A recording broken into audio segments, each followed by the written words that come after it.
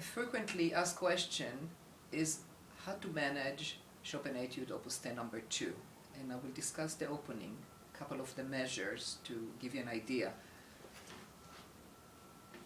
The very immediate problem usually is that people, when they go over to the second note, they are twisting, they're going this way. Now the moment you're twisting, you're breaking the alignment between the hand and the forearm, which is essential for a healthy techniques and a fluent technique, and also bringing the hand to the extreme range of its motion. It simply hurts and makes it really impossible to go through the piece. It gets tighter and tighter. So the first thing that one has to discuss, and that's what I will concentrate on, is really what is the rotation? How do we move from finger to finger from interval to single note without twisting? And that is, it's a question of how to get the forearm right over the next note.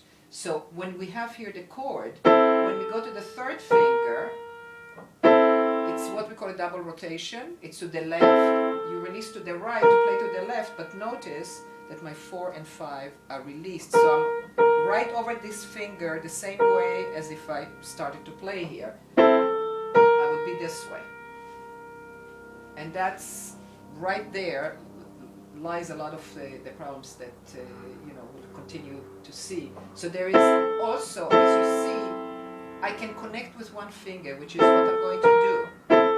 This, just jumping like that takes, more time and more effort, more motion. So the rotation is this really miraculous, quick movement that puts everything together, but it has to work together with the walking hand and arm, which means the forearm really, it's here, and then it's here, and the rotation helps bring it there quickly and accurately, if properly done. So the first thing, it's going to the left, releasing to the right, going to the left, releasing these two fingers, and that gives you the chance not to go and have a single rotation, and have a double rotation. And again, single, single, single, releasing, single, single to here. Now, I'm not going to discuss how to rotate and the whole issue of rotation. We have it in the 10 DVDs, we have it on our website, there are segments of it on my blog here. But I just wanted to show you what happens when we do it and how the arm easily moves over behind each finger. Single, single, single, single to the interval, but again, just like the opening, it's a double to here. So again, when we have the opportunity to connect, we connect, and very often we have situations where we can't connect all the notes, but we can connect one finger, and if we can do that, we should. Whenever it's possible to connect, we do. So we don't connect the 1, 2. Here we can connect. Here again we can't connect. And here it's a double to here, and it's a double to here, and again we can't connect with the 1, 2, but we can connect with the 4, 3, and as you see. So when I'm moving between here, you see how my forearm has moved quite a bit between here and here, but it moves gradually behind each finger.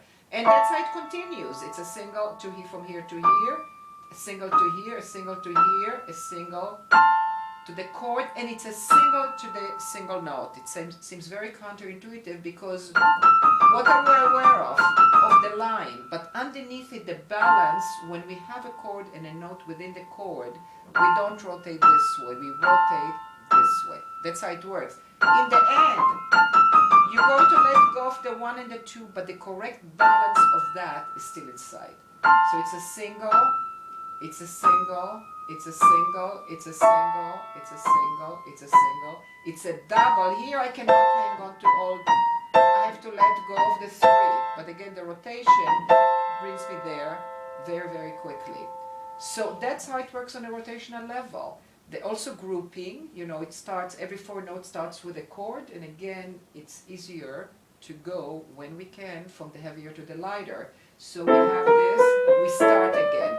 You don't hear a disconnection. Starting again, grouping doesn't always mean we have to disconnect. It's a way of perceiving, getting there and feeling, I'm starting again. In other words, what I'm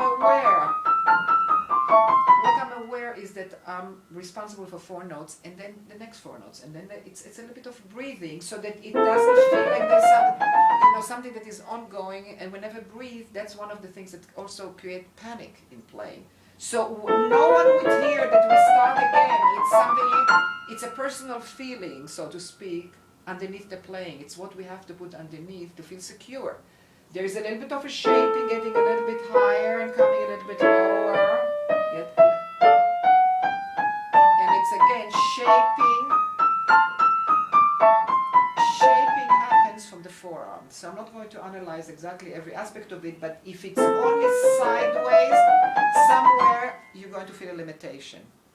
So go to other resources that we have where the issue of the shaping comes up, but starting it has to be first from the rotational point of view.